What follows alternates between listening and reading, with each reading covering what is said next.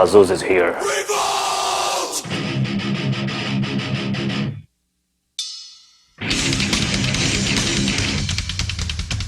Porrada na orelha.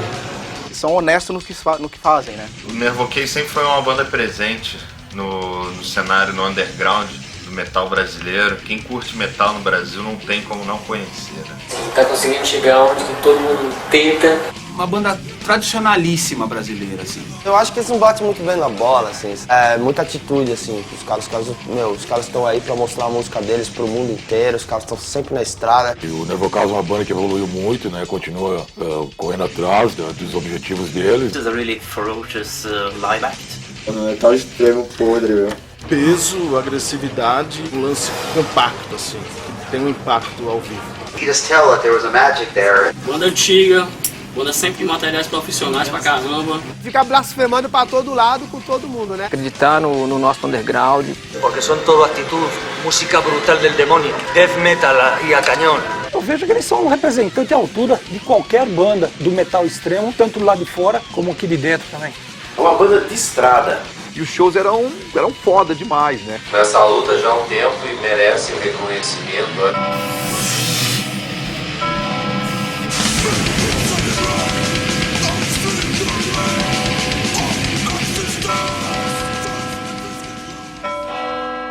Nervo Case começou em setembro de 1996, mais propriamente o dia 7 de setembro. Surgiu de uma dissidência do Sigrid Ingrid, nossa antiga banda. Todo mundo saiu da banda.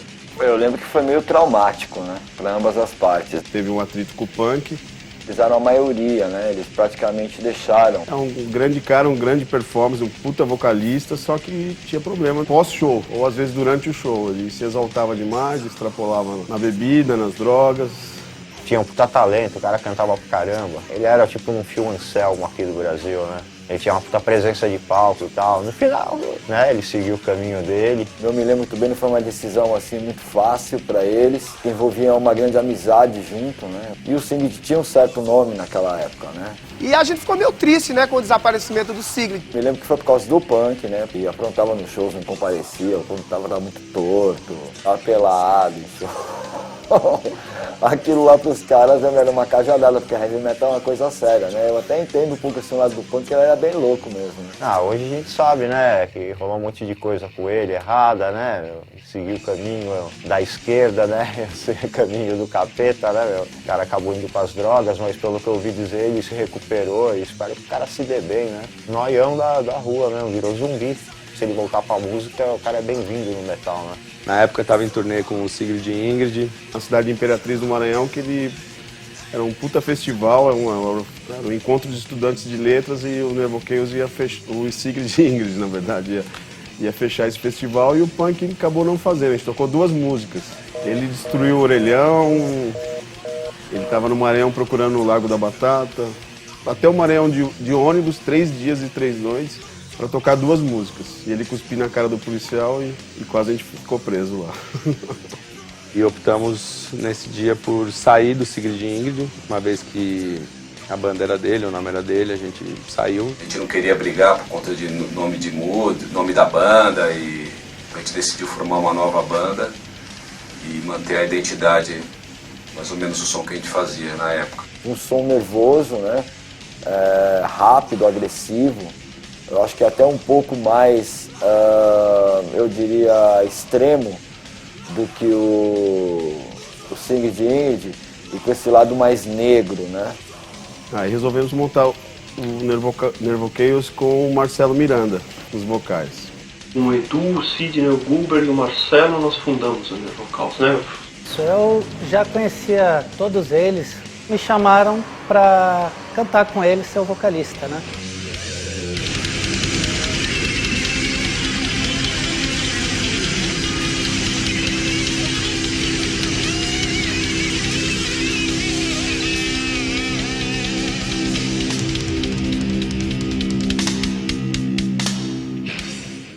A ideia do nome da banda, se não me engano não, fizemos uma enquete. Todo mundo catou uma folha e escreveu vários nomes. Aí o Guber teve a ideia, viu? Nervo e Chaos. A gente pensou nervoso e caótico. E é o que a gente estava. A gente estava muito nervoso por ter saído do Sigrid Ingrid, por ter perdido o Punk, que era um puta frontman, e era o caos mesmo. A gente estava no caos, estava com todo o material na mão para poder lançar. A gente estava buscando uma identidade para a banda e a gente queria um logotipo que representasse algo agressivo, mas que fosse legível. E lembramos do Rafael, que na época era baixista do Ratos de Porão, e ele criou esse logotipo que a gente carrega até hoje, que eu acho que tem tudo a ver com a identidade da banda.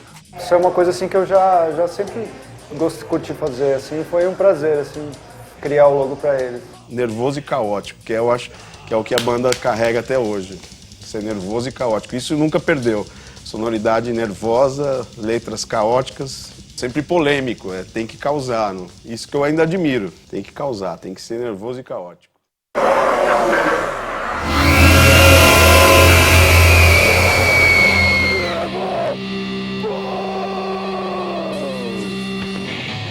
E aí, com essa formação, um quinteto, a gente seguiu o Nervocaus, compôs 4 músicas.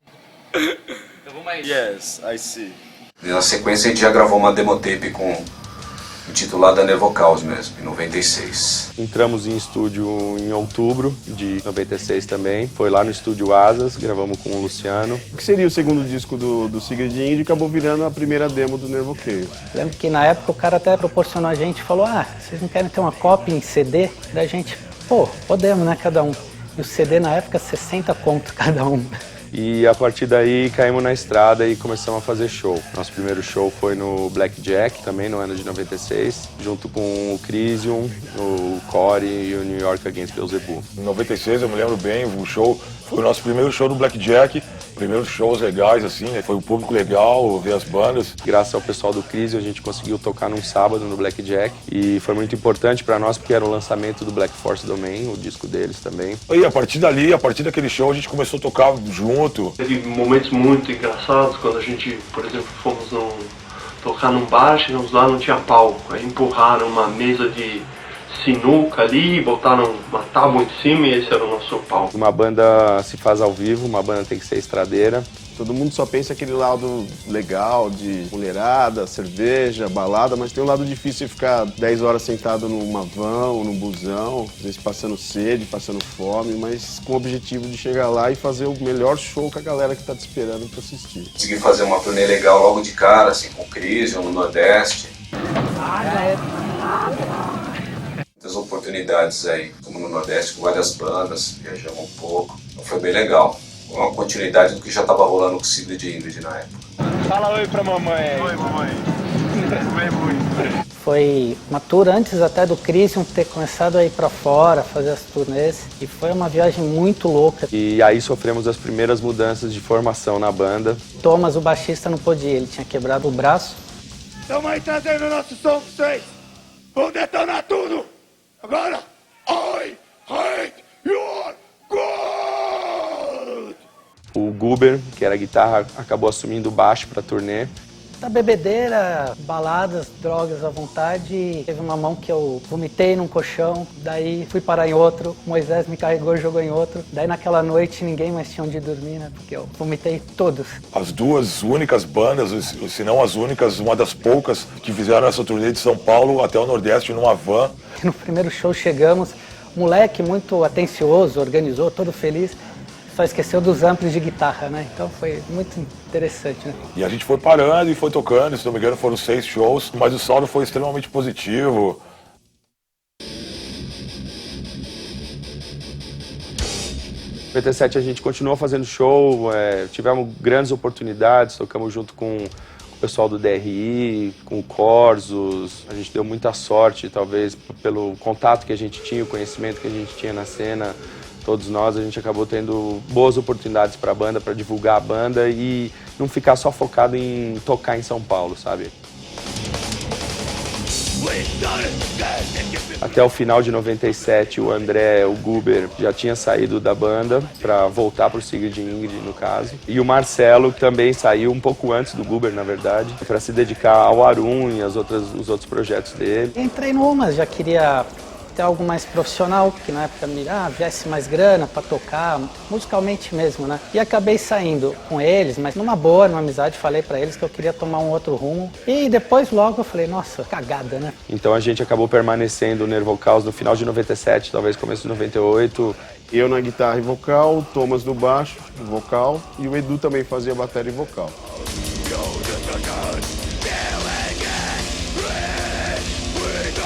Desde que formou a banda e durante o ano de 97, a gente veio trabalhando nas músicas que seriam o primeiro CD do Nervocaus, que no caso foi em 1998, né?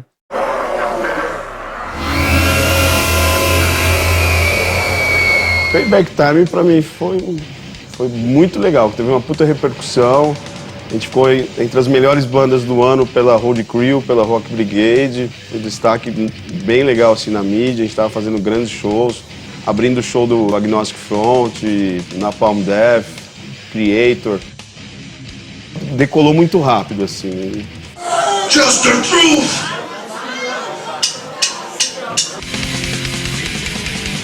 Gravou no estúdio Mr. Som com o pessoal do Corsos, com o Pompeu e com o Eros. Era feito por jam sessions, a gente se encontrava no estúdio, cada um já vinha com umas ideias, o Edu sempre veio com as letras, além que no começo o Thomas também fazia algumas letras. A gente ensaiava bastante, ensaiávamos de segunda a sexta e a gente no final fazia tudo junto, né?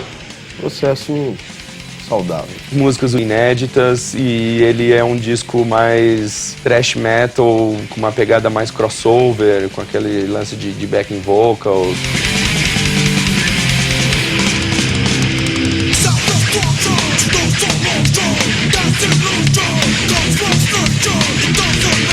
Acho que a gente conseguiu um excelente resultado por ser o primeiro disco. A gente seguiu o ano de 98 inteiro também fazendo show. Foi assim, meter as caras. A gente foi pra La Paz, na Bolívia, um bate e volta.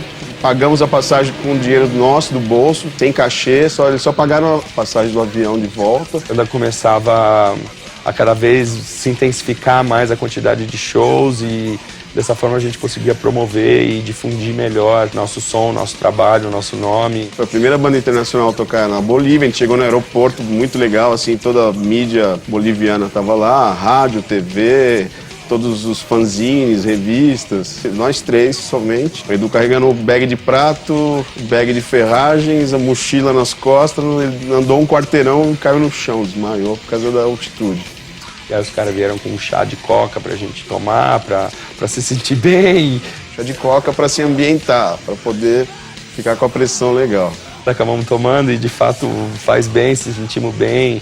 Fomos passar o som num lugar, olhei, um ginásio muito grande, o maior ginásio da cidade, e tudo liberado. Eu achei muito estranho, todo mundo usando drogas no salão, fumando maconha, cheirando cocaína, menor de idade bebendo álcool. Eu perguntei pro cara da portaria, não vai dar problema com a polícia? Ele falou, não, a polícia tem medo de entrar aqui. Aqui é nosso, quem manda aqui é a gente, a polícia manda lá fora. A gente chegou no show, tava lotada, a casa tava lotada e eu tava com um monte de adesivo na mão que a gente tinha feito pra levar. Tava todo mundo agarrando, puxando e tal, tipo banda grande mesmo, a gente tava dando risada assim, desacreditando. E eu resolvi tirar os adesivos pra dar um pro cara que tinha pedido, sabe? E de repente foi como um enxame assim de gente voando em cima e tomando todos os adesivos que a gente tinha, sabe? A gente deu muita risada, assim, porque era uma realidade que a gente não imaginava que existia, ainda mais com uma banda underground, que é o que a gente é, sabe? Um outro episódio engraçado da Bolívia, só para fechar, foi na hora de voltar. A gente chegou no aeroporto da Bolívia, eu estava bem alterado, tinha bebido muito, veio o exército com os cachorros, ficar nu na frente dos caras para ver se não estava transportando drogas. Eu cheguei pro cara e falei, ó, tá tudo aqui, ó. Já era. Você imagina, a gente era tudo moleque, a gente tinha tocado em bandas anteriores, mas nunca tinha feito turnês de verdade, nunca tinha saído para viajar longe. Acho que a gente se divertiu muito por um bom período, acho que foi muito legal essa formação em trio, porque demandava muito de cada um, sabe? Não tinha muita história, uma guitarra, um baixo, uma bateria, então se não tivesse todo mundo em sintonia, tudo dava errado.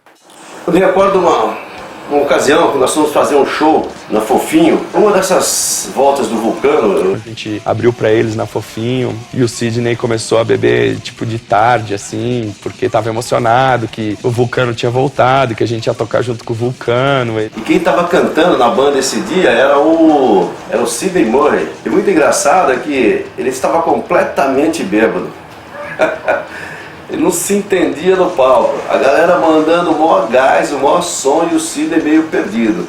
Mal conseguia ficar de pé, mal e porcamente conseguiu fazer acho que 5 ou 6 músicas desse show, porque saiu tudo errado, saiu tudo errado. Tomei uma bela bronca. O Edu chegou e deu-lhe uma comida que até eu fiquei com vergonha. Muita festa, muita bebedeira e muitos shows pelo Brasil.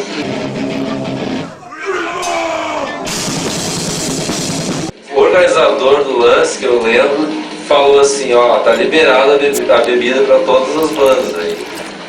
Tipo, eu acho que o cara se arrependeu depois, porque a gente acabou com toda a cerveja, tequila. E aí passamos pra tequila e no outro dia a gente se deu conta assim que o Sidney tava com o cabelo por sal, né? Então a gente entendeu que a noite foi... E tem outra, né? O Sidney dormiu sem deitar, né?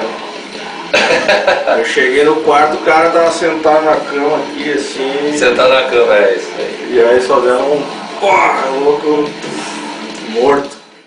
Mas eu acho que a gente aprendeu, acho que com tudo isso, com a porra louquice do começo de carreira da banda, a gente evoluiu, amadureceu, cresceu.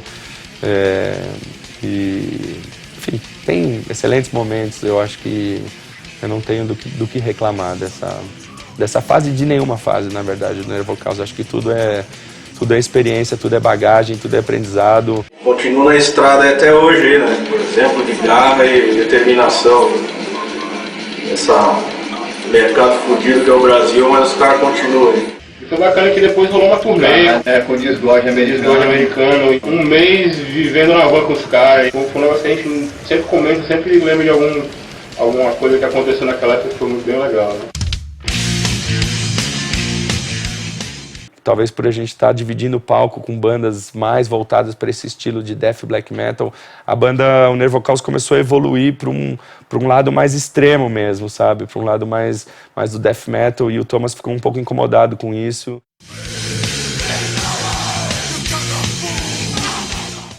Sempre toquei thrash metal, foi sempre a minha área, com tendências de heavy, um pouquinho de hardcore, um pouquinho de death metal também, mas eu não queria tocar numa banda de death metal, só isso, porque a minha formação é outra, eu tenho outro estilo de tocar, e a banda começou a se desenvolver, começou a ir para um lado que... ir para o death metal, e não era o que eu queria, por isso que eu saí. E além disso ainda mudei para a Alemanha, não moro mais no Brasil.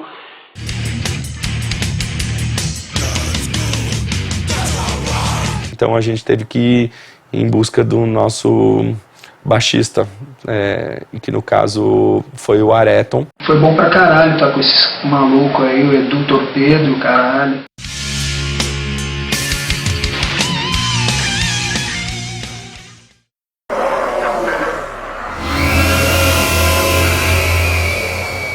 Aí depois, no ano 2000, veio a nossa demotape Disfigured Christ. Foi a nossa segunda demotape, também eram 4 músicas. Como a gente não conseguia ter uma frequência maior de lançamentos, acabava que tinha um intervalo muito grande entre um disco e outro. Então a gente, antes de cada disco, a gente sempre lançava uma demotape. Esse é o Areton, aqui o Gordo, Sidney, o Edu. O primeiro som rolão vai ser na demo Disfigured Christ. Logo mais aí. O nome do som é Spirit.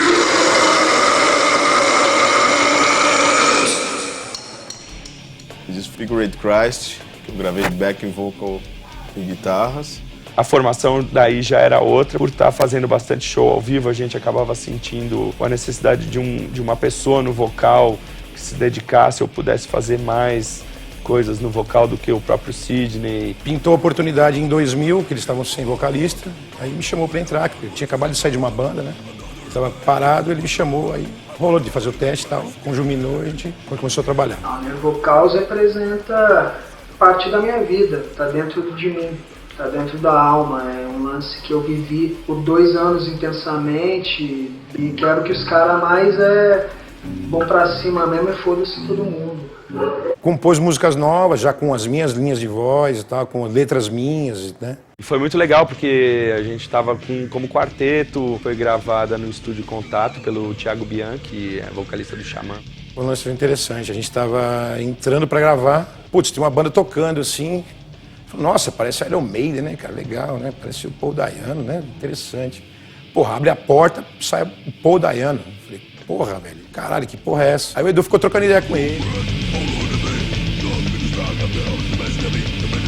Seguimos a tradição e continuamos caindo na estrada e fazendo shows, dividindo o palco com, enfim, com um monte de banda nacional e internacional. A vida na estrada é uma loucura, né, cara? Show, às vezes rola uma grana legal, às vezes não rola, roubada, tudo. Conviver com um monte de macho também não é a melhor coisa, um monte de subacão, né? Mas é feito da alma, então isso que vale a volta, o retorno, tá além de dinheiro, é um bagulho especial que tá dentro de nós e nós dá cara mesmo a tapa até morrer, é isso.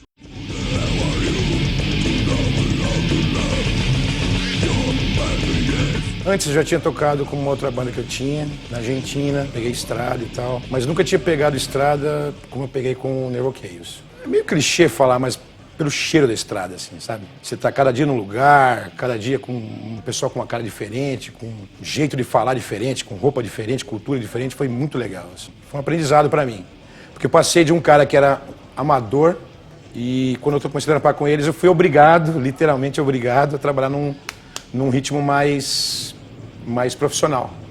E aí eu acabei me desenvolvendo e ajudando a banda com isso. Eu aprendi com eles, eles aprenderam comigo e foi legal pra caramba, assim, foi uma coisa legal.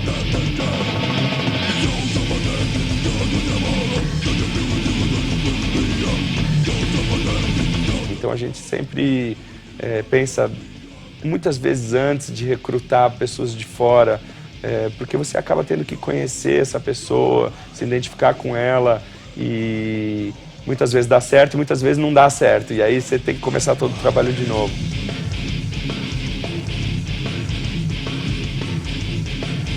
A gente vinha procurando mais um guitarrista, porque a gente queria que a banda tivesse 2 guitarras, porque a gente sentia a necessidade de ter 2 guitarristas ao vivo, que entre 2000 e 2001 a gente era um quinteto. Tinha o Gordo no vocal, o Sidney e o Coveiro na guitarra, o Areto no baixo e eu na bateria. Eles eram um pouco mais hardcore e aí eles estavam indo um pouco mais pro death metal, que era a vertente que eu tava querendo tocar mesmo. Então acabou juntando, né, o útil ao agradável, que eu tava procurando uma banda e era um estilo que eu gosto bastante. A gente fez esse teste e depois de lá começamos a ensaiar e fazer alguns shows aí.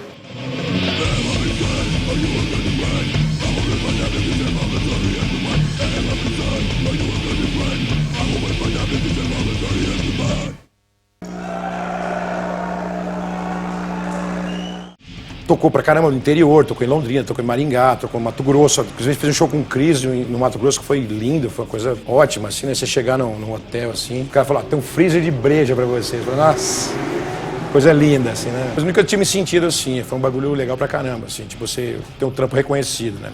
A demo foi muito bem aceita, foi legal e foi uma prévia pro nosso CD seguinte, que seria o nosso segundo CD, né?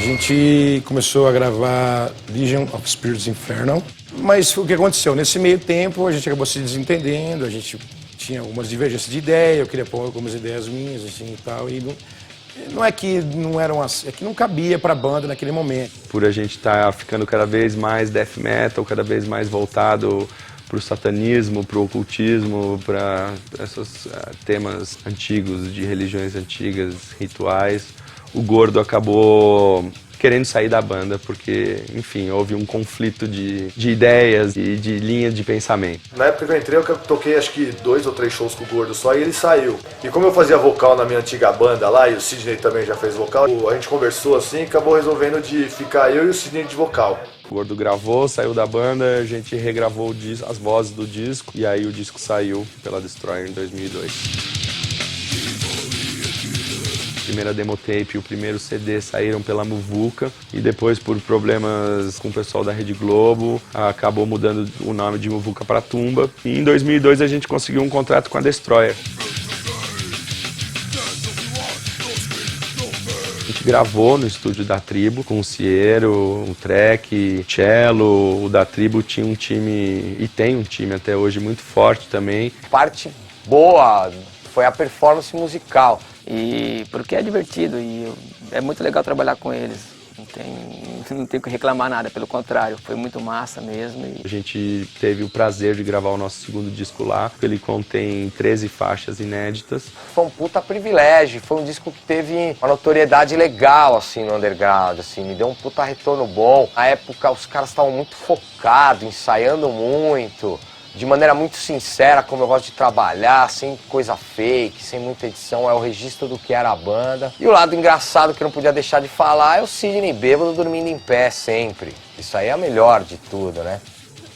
Um dia ele tava indo pro ensaio, né, aí parou pra beber, ficou todo mundo chapado, ele esqueceu do ensaio, aí dormiu no ônibus, perdeu guitarra, enfim, isso é só o começo de...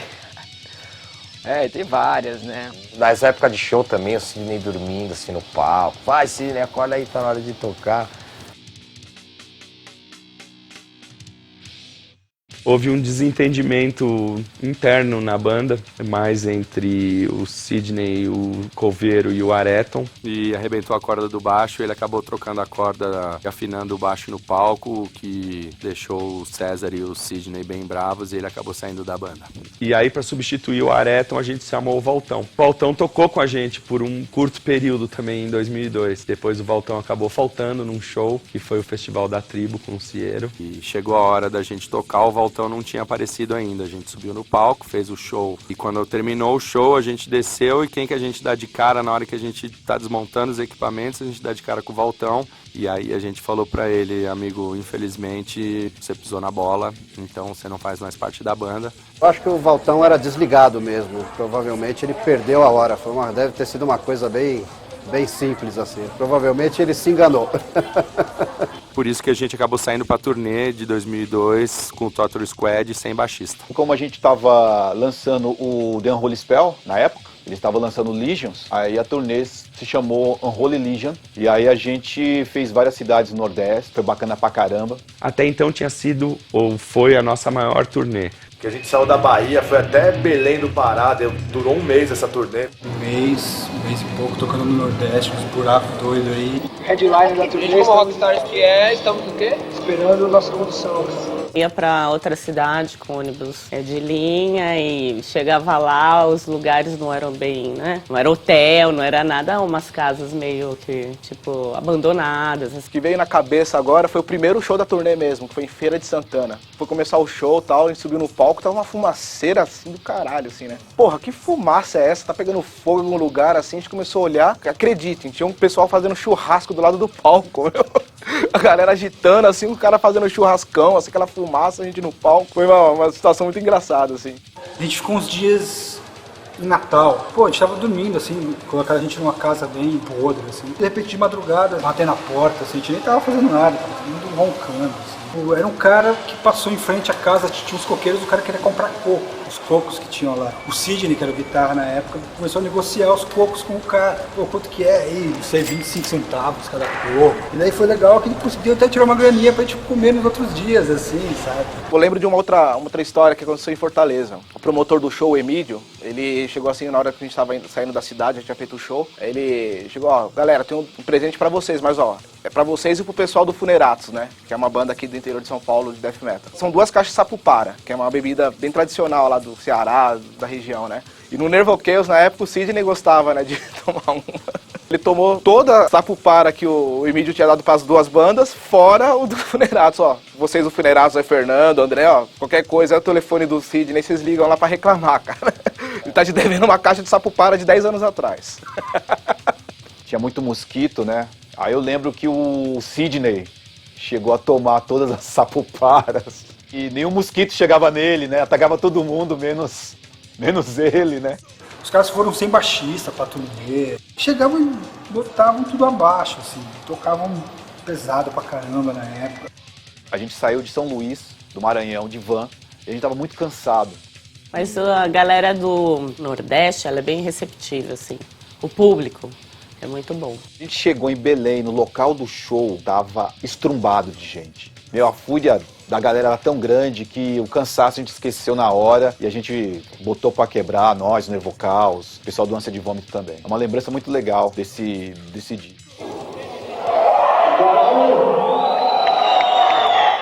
Eu tenho muitas histórias legais, mas o que ficou mais marcado, infelizmente pra mim, não foi uma coisa tão positiva, porque foi a briga que a gente teve e terminar a turnê sozinho na banda.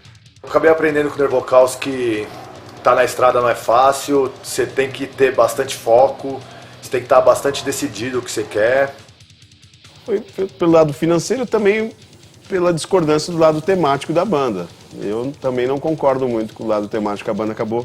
Eu gravei o Legions of Spirits Infernal, gravei as letras e eu não me identificava com as letras, assim, falando sinceramente. E marcou muito minha vida, assim. Concluindo, mas é a banda que está no meu coração, está na minha perna até hoje.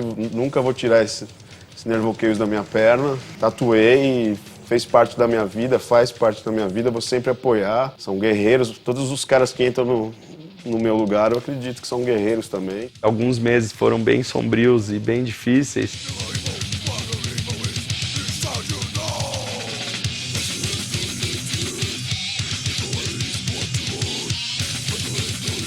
Enfim, obviamente, conversei de novo com o Sidney, conversei de novo com o César e o Coveiro resolveu voltar. A primeira pessoa que a gente acabou chamando foi o TJ, o Fabiano. Eu voltaram a tocar, mas não sabia onde.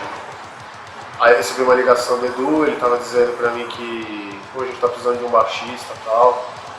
Pô, vem fazer um ensaio com a gente. Aí eu fui, conheci o pessoal, na época o Coveiro, e aí acabou dando certo e eu comecei a ensaiar com os caras, né? Um Coveiro, guitarra vocal, o TJ no baixo e eu na bateria. Acabamos fazendo alguns shows em 2003 com isso. Um deles teve uma situação muito legal, que a gente foi tocar em Goiânia, e o pessoal lá é muito fã da banda, né? Nós tocamos todo o set, todo o repertório, aí acabou o show, o pessoal não deixava a gente ir embora. Eles fizeram a gente tocar o show inteiro de novo. Foi muito engraçado, foi muito legal isso aí.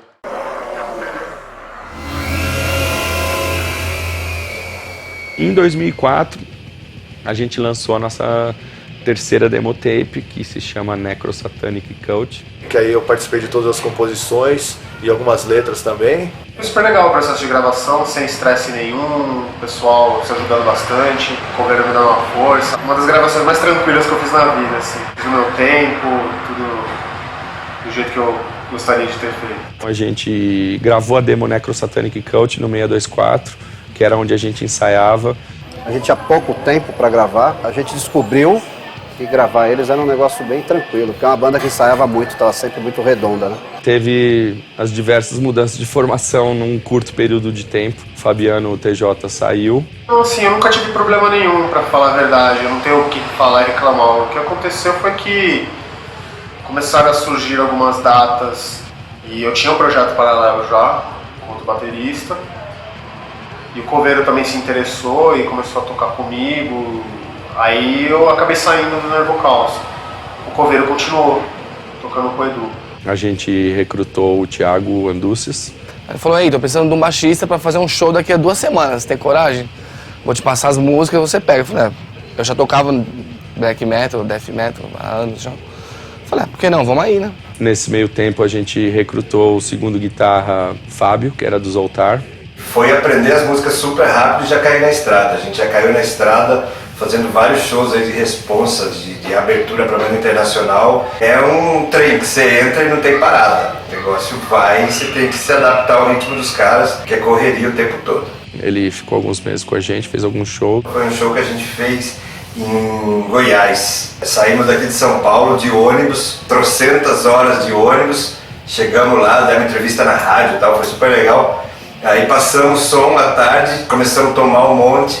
Aí na hora do show, na hora que eu fui tirar a guitarra do case, na época eu tinha uma Flying, a guitarra, saiu só a guitarra, as pontas da Flying ficaram dentro do case. Eu lembro que eu olhei e mostrei pro Edu, falei, Edu, fodeu. E agora?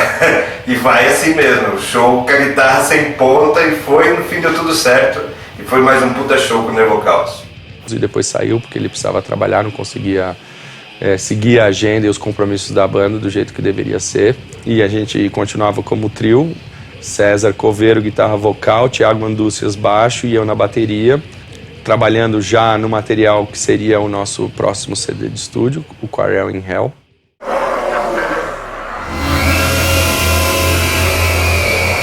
A gente chegou a gravar o Quarrel in Hell como trio, a gente começou a buscar vocalista, até que um dia eu vi um anúncio na revista Rock Brigade. Um amigo meu botou na internet, o Dinho, de um vocalista procurando banda.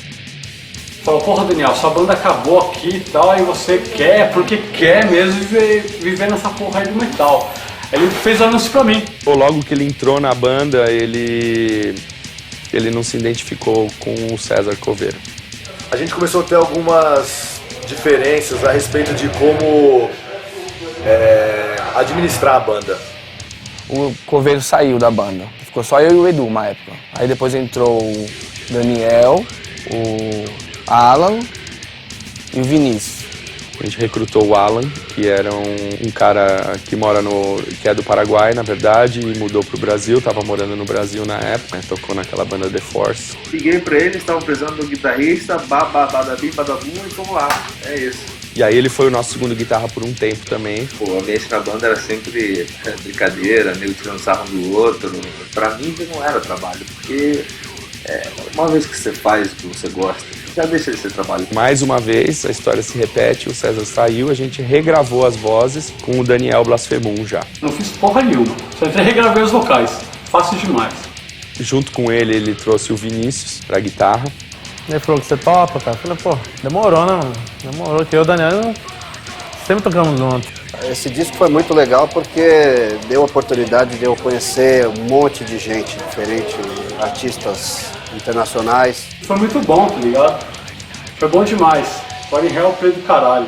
Era uma forma da gente comemorar, vamos dizer, os 10 anos de banda e fazer alguma coisa especial pro pessoal que curte o Nervocaus. Então a gente tem a participação do Alex, do Crisium, do John, do Incantation, o pessoal do Averse Sephira, o Sanguíneo Wrath, e do Barney, do Napalm Death. Também participou do disco Calígula, do Dark Funeral. Todas as participações especiais que tiveram nesse disco foram gravadas no estúdio, tirando Calígula, que foi gravado fora do Brasil. Cada um fazendo uma faixa, cantando alguns pedaços de uma faixa do Quarrel in Hell. That was my first time doing vocals, was on that.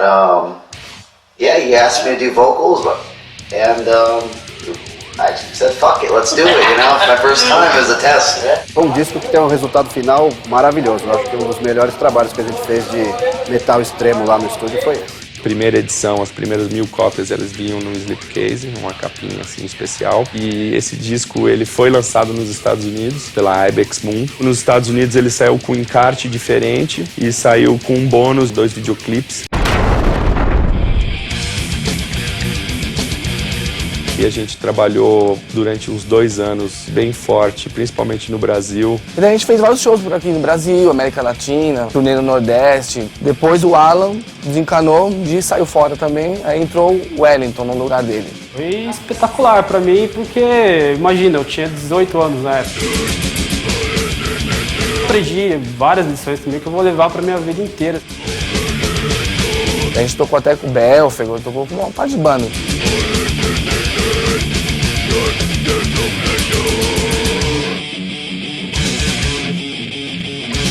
A gente foi na van com os caras, o Anarcon, o Nervocaus e o Magrão.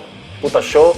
Na volta a gente quebrado, né, a gente, do Anarcon. Querendo dormir, e os caras endiabrados no fundo da van, véio, dando moche dentro da van, caralho. E pegaram o Magrão, alopraram o Magrão. Eu não consegui nem ficar com raiva, porque, pô, rachando o bico com os caras. Os caras... Resumo da história, você que tem banda, não viaja com esses fila da puta, porque os caras não deixam ninguém em paz. É foda.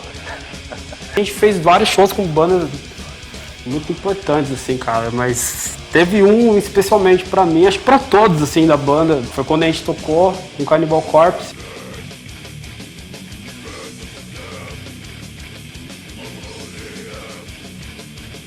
Em 2008, ano que foi muito importante, marcou muito pra nós, porque foi a nossa primeira turnê na Europa.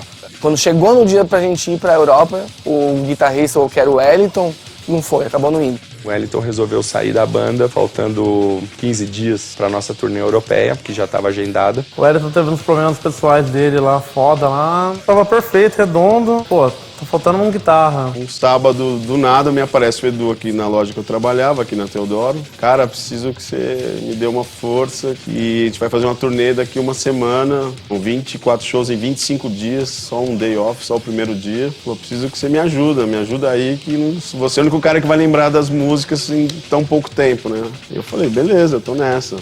Daí a gente foi pra Europa, 2008, tocamos uma par de lugar, foi legal pra caramba, a gente se divertiu, fizemos um monte de contato da hora.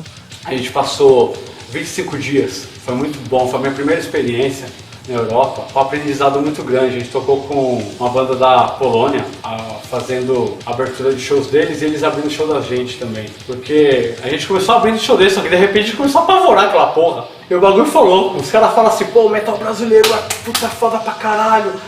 Dormir? Meu, não tinha essa de dormir, cara. O primeiro que dormia se fudia, cara. Ah, gosto de dormir no brother, eu gosto que você não dorme. Você acorda com pasta de dente na cara. A coisa mais ridícula do mundo foi eu acordar num hotel, uma cama redonda do lado do Vinícius. Todo um negão de 2 metros de altura com lado no espelho. Eu falei, puta, se minha mãe me ver agora, velho, ela vai me deserdar. Teve vários momentos interessantes. Na verdade, os 24 shows foram muito legais. Na Eslováquia, num bar que era todos os móveis ficavam no teto do bar. Você tinha um bar embaixo e um bar no teto. Então você olhava pra cima, tinha uma cadeira, uma mesa e uns bonecos sentados assim. Tinha um rapaz com um labrador, um macho e fêmea, com os filhotes. Aí eu fui brincar com os filhotinhos, o cara queria me dar um labrador, falou, leva pra você. Eu falei, não, cara, eu moro no Brasil. E os cachorros transitando durante o show, assim, o macho, a fêmea e os filhotinhos. Se eu não me engano, foi na Eslováquia. Levaram a gente para uma casa, um squat, uma casa abandonada, e dentro dessa casa tinha um half pipe, e só. E aí o produtor falou, é aqui que vocês vão dormir. Devia estar, sei lá, -5, -10 graus, tava um baita frio, era janeiro, fevereiro. Quando a gente foi tocar, aí a gente foi pra casa de uma produtora. Aí nós fomos pra casa da mina, porque dava uma fome, uma fome, mano, e a mina preparando um rango pra nós lá e tal. Daqui a pouco nós, não, deu a hora da gente ir embora, o Edu que comandava as paradas já pegou, ligou pro táxi, não, vambora, cadê o Sidney, cadê o Sidney? Cadê o Sidney? Aí vem a pergunta, vamos procurar o Sidney na casa da mina. Aí a gente abriu o banheiro assim, o Sidney experimentando o sutiã da mina, velho. Não sei o que o cara tá fazendo, velho. Eu não sei. Ó, Sidney, me desculpa, eu não gosto de tá muito louco, mas ó, foi foda, porque aguentou a alopração o turnê inteiro, tá ligado? E já era que nem embocamos assim no banheiro, nós pá, embocando bem, fez assim, ó. Banheiro, não é nada disso que vocês estão pensando. Porra, meu! Que porra é essa? Que frase é essa, mano? Um outro fato engraçado também foi na Croácia. Nós chegamos, os caras são meio... legal, entrevista na TV e tal, e os caras eram bons de pebolim. E eu jogo bem pebolim, o Edu também. Eu falei, vamos desafiar, Brasil versus Croácia. E eu jogo muito bem, o Edu também. E os caras jogavam pra caralho. Tomamos um pau. Ludwigshafen. Como é que é? Eu falo de novo, ó. Ludwigshafen. Onde eu vou aprender a falar isso? Aí tal, nós pá, né? Chegamos no lugar, um monte de caixa de cerveja, um monte de vodka. O Edu ganhou uma vodka polonesa amarela. Falou que era a melhor do mundo. E nós demos uma pitu pros caras, tá ligado? Teve o show que foi o ápice, assim, em Berlim. Estavam os caras do Creator, os caras do Sodom, do Destruction, do Tankard. E eu me perdi na cidade também. Antes da passagem de som, nós fomos para um shopping center, eu acabei indo pro banheiro, os caras foram embora. Fiquei umas 5 horas perdido na cidade até encontrar uma garota da Grã-Bretanha que me levou na casa de shows. Estava todo mundo num portão desesperado, achando que eu não ia me achar nunca, mas eu consegui encontrar. Até a menina foi no show, comprou camiseta, CD e deu tudo certo. Todo mundo careta sempre, não? Sempre tinha alguma coisa acontecendo. Eu e o Thiago chapamos o coco, né? Fomos subir fazer o show, pá, e tal, começamos a tocar e tal. Aí eu lá, em vez de ficar fuck them all, fuck you all, fuck you all, todo mundo tava agitando pra todo mundo. Fuck you all, mano? Que fuck you all, caralho, mano? Todo mundo foi saindo assim. Cara, não dá nem pra contar uns rolês nossos. Não tem como, cara.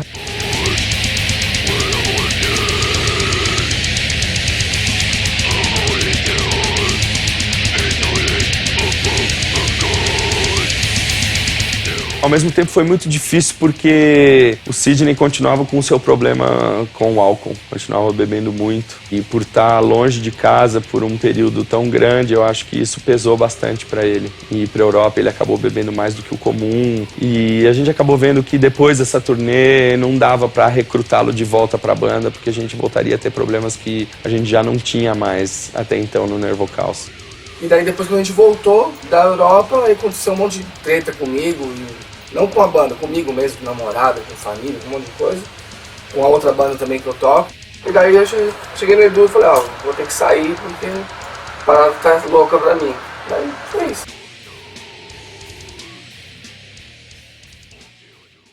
E a gente acabou indo para o Rio de Janeiro, a gente era o headliner desse festival. E a gente acabou tocando com o Daniel Blasphemous na voz, o Vinícius na guitarra e eu na bateria. E nessa mesma noite, nesse mesmo festival, a gente conheceu o Felipe. A gente acabou conversando e ele acabou topando entrar no Nervo Caos.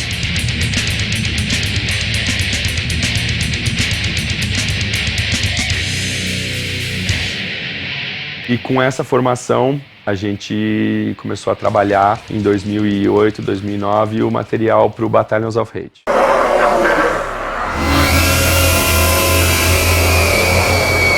Tava horas gravando, que até então o Guilherme não tinha entrado ainda. Só tava eu. A gente foi lá, a gente foi criando as linhas de guitarra, tudo. O Edu fez bastante letra também. Só que nesse período de gravação eu já tava numa fase meio complicada, assim, particular. Então, tanto que conforme eu gravava o play, eu já sabia que não ia dar pra continuar assim na banda. A gente não queria lançar um CD desatualizado. E aí a gente teve que voltar pro estúdio, pro Guilherme regravar as guitarras. Aí demorou, já tinha tirado as músicas, tava tudo ensaiado. Acho que não aceitaram muito bem, não. É uma coisa além da minha vontade, só que se eu pudesse, só na banda até hoje. Né?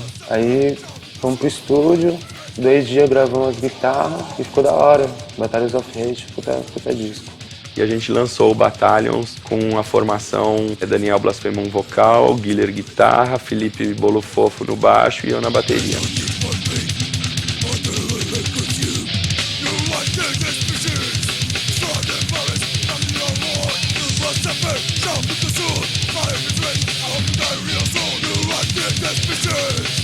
Foi gravado no Guaruba pelo Guilherme. Lá nós ficamos mais umas 150 horas enfurnados lá dentro gravando esse disco também. Foi um trabalho rápido também.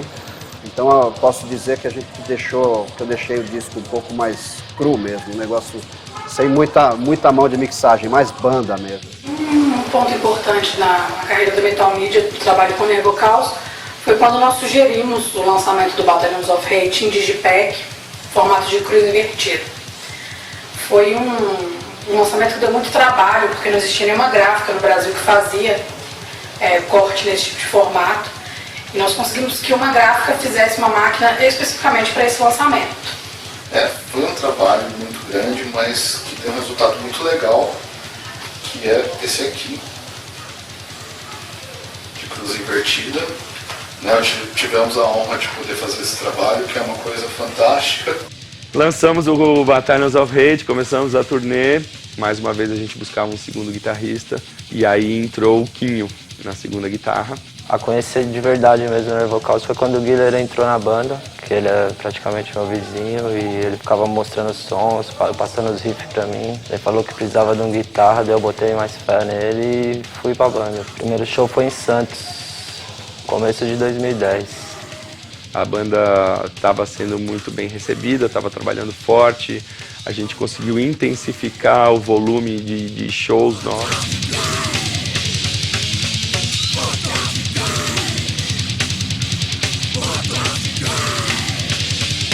E em plena turnê, um belo dia, eu recebi um torpedo, um SMS, do senhor Felipe BF, dizendo que tinha cumprido a missão dele e estava fora da banda. E eu já tocava baixo e eu tinha um baixo e falei pros caras, não, segura a onda até nós achar outro baixista. Daí eu fiz uns 10 shows no baixo até a gente encontrar o Felipe Porta. Foi em Imperatriz, no Maranhão, foi o primeiro show que eu fiz com eles. Aproximadamente, acho que 3 semanas depois de eu ter entrado na banda realmente, tá ensaiando. Foi ali que eu vi realmente a pegada ao vivo da banda, foi ali que eu realmente conhecia a banda, como é que era, como é que tinha que ser. E dali até hoje é puro aprendizado ainda. Conseguiu solidificar a banda novamente como um quinteto. Daniel Blasphemous na voz, Quinho e Guiller nas guitarras, Felipe no baixo e eu na bateria. Entrou o ano de 2011 e a gente foi para a Europa fazer a nossa segunda turnê pela Europa e maior até então. Vamos pra França tomando cerveja. Isso mesmo, Nevo Caos da Europa, filha da puta.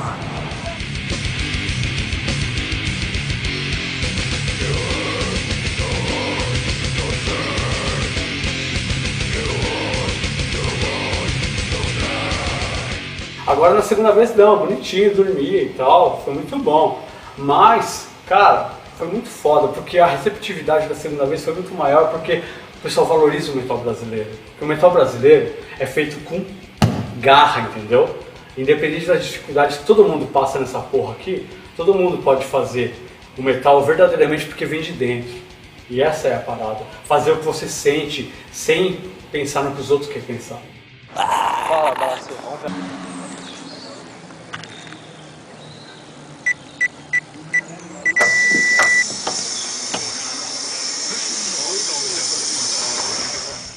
Foi muito foda porque rolou muito perfeito, a gente fez com Ragnarok.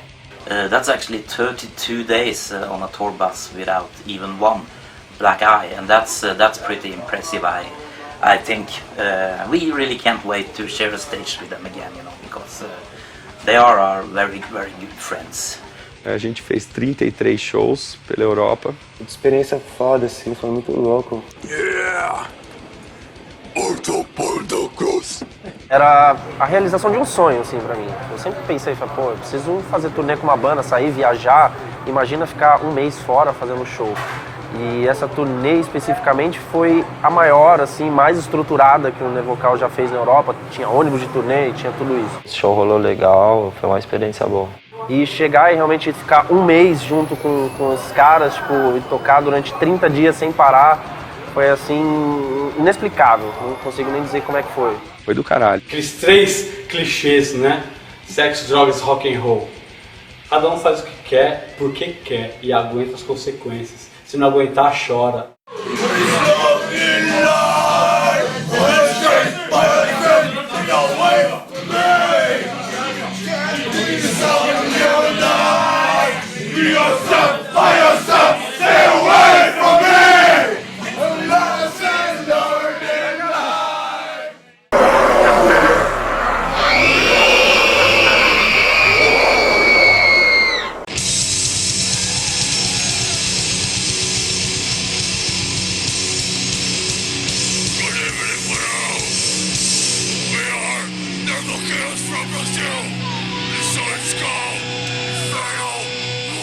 A gente gravou alguns shows e desses shows nasceu o nosso primeiro disco ao vivo, que é o Live Ritual.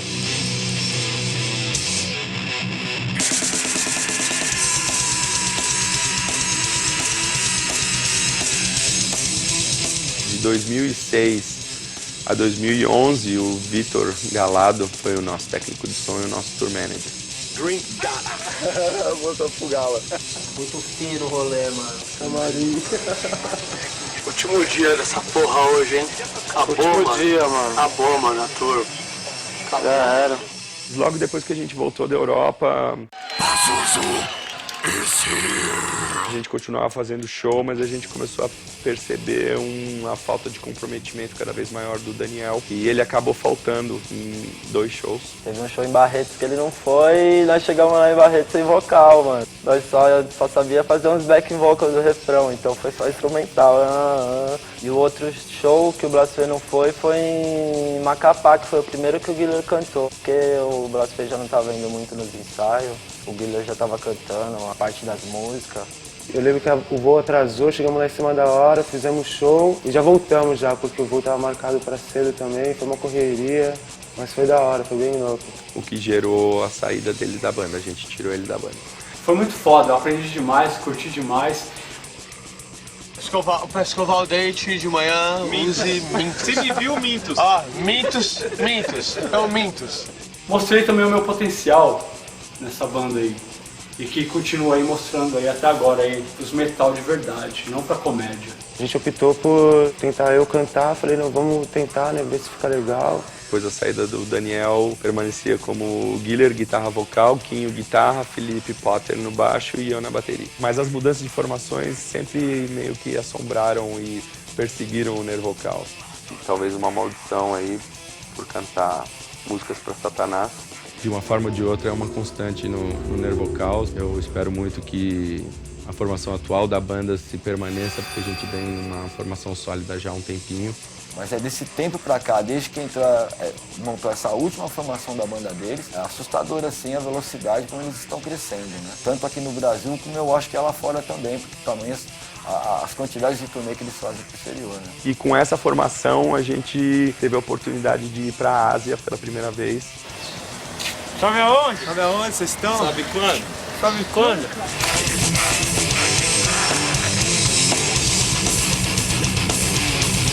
E aí, galerinha do mal, vou mostrar pra vocês aqui como é que é a campainha na Índia. Se liga só.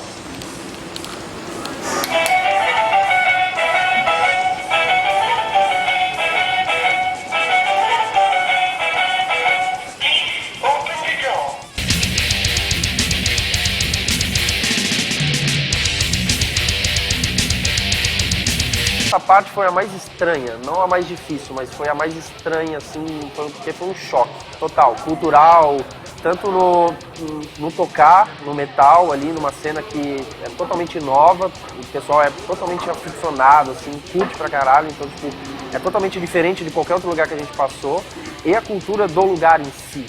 Sair daqui e viajar quase um dia inteiro dentro de um avião para chegar lá, e é uma cultura totalmente diferente da nossa. E a gente fez 3 datas na Índia, foi o nosso primeiro contato com o mercado asiático. Cena jovem, recém-formada, em plena ascensão e desenvolvimento. Foi meio total underground, né? Sei lá se essa é a definição, mas o que os caras tinham lá, demorou, vamos fazer aí, o que tem já era. Estamos aqui pra tocar e fazer um som mesmo. Onde tem headbanger, onde tem fã de música extrema, onde existe um underground, com certeza a gente vai fazer de tudo para poder tocar, para poder estar lá. Você passa por perrengues, passa por coisas ruins, mas tudo no fim é um aprendizado, é uma evolução constante. A gente sempre espera o melhor, né, pra banda. Que tudo continue do jeito que tá indo, porque tá rolando perfeitamente, a gente tá entrosado, né? Além de tudo, a gente, mais do que banda, a gente é tipo tudo amigo. Tá tudo junto e a gente vai ficar junto aí até o final.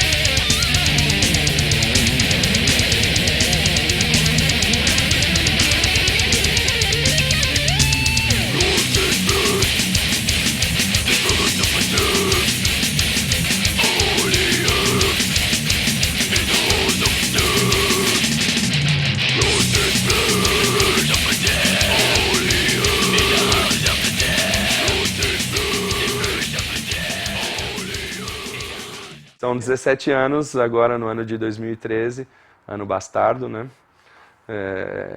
E a gente espera que mais 17 venham. Independente das dificuldades, a gente sabe que tá numa banda não é para qualquer um, tá numa banda de música extrema é para menos gente ainda, e tá numa banda de música extrema no Brasil é uma parcela menor ainda.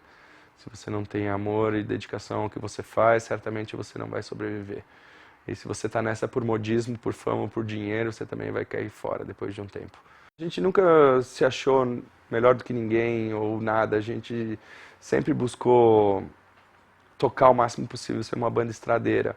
E a gente acredita que uma banda de verdade se faz ao vivo, como eu já disse, mas sem os fãs, sem as pessoas que verdadeiramente apoiam, que vão nos shows, que compram o nosso material, a gente não seria merda nenhuma. Então, graças a eles e a nossa persistência, a nossa determinação, a nossa dedicação é que a gente está conseguindo chegar aonde está. Mas a gente tá todo mundo de igual para igual, porque ninguém é melhor que ninguém, no nosso ponto de vista. Você pode ser nosso fã, você nos apoia, mas a gente também é fã desse estilo de música e a gente também vai estar junto com você, batendo cabeça, bebendo cerveja. Então a gente sempre teve esse relacionamento muito próximo com os fãs, com os produtores ou com outras bandas, ou até mesmo com a mídia, com a imprensa, sabe? Se a gente sente que aquela pessoa tem essa paixão e tem essa mentalidade que a gente tem também, para nós já faz parte da nossa família. Então a gente trata de igual para igual.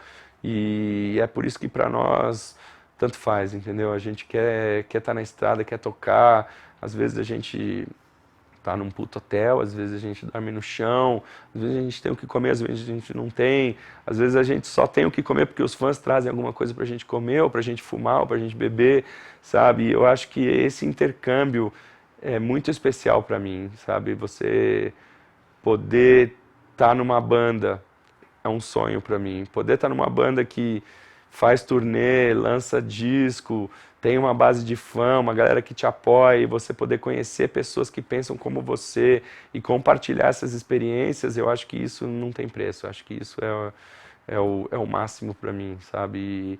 E isso que é o que eu estava dizendo que é o sucesso para nós, porque o sucesso para nós é isso, sabe? É poder tocar e ter, se tem 10 pessoas, 100, 1000, 5 mil, 10 mil, não importa, sabe? O que importa são aquelas pessoas que verdadeiramente estão lá, na linha de frente com a gente, sabe? Que são guerreiros, que estão na estrada, que têm essa mentalidade, que entendem, que apoiam a sua cena, que pensam globalmente, localmente, entendeu? Você tem que apoiar a sua cena, você tem que sair da sua casa, sair de trás da tela do computador e viver a cena de verdade, entendeu? É isso que apoia as bandas e as bandas de verdade fazem isso. Então, é do caralho. Eu não tenho o que dizer. Eu me sinto um afortunado.